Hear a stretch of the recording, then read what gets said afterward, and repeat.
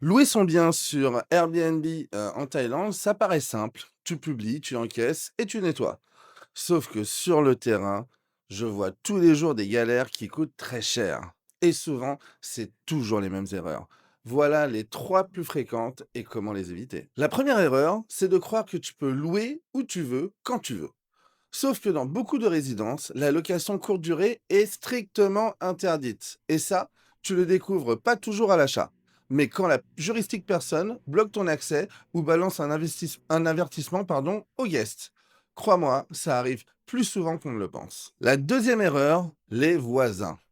T'en parles jamais dans ton annonce, mais eux, ils vivent là à l'année. Alors, si ton check-in se fait à minuit, avec des valises qui claquent et des enfants qui crient, tu passes direct en persona non grata. Et là, ça se retourne contre toi très vite. La troisième erreur, ne pas avoir de staff local.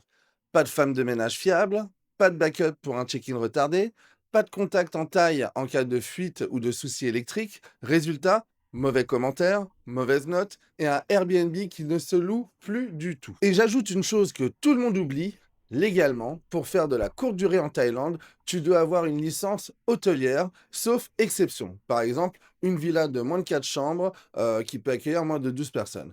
Sinon, t'es hors cadre et ça peut tomber n'importe quand. Pour conclure, la location courte durée, ça peut marcher très bien, mais faut pas improviser. Faut connaître les règles, respecter la copro, prévoir du staff. Sinon, ton Airbnb se transforme en boulet et la rentabilité que tu espérais, elle part en fumée. Chez Opsido Imo, on ne vend pas du rêve. On vous donne les vraies clés pour investir en Thaïlande intelligemment. Abonnez-vous pour ne rien rater.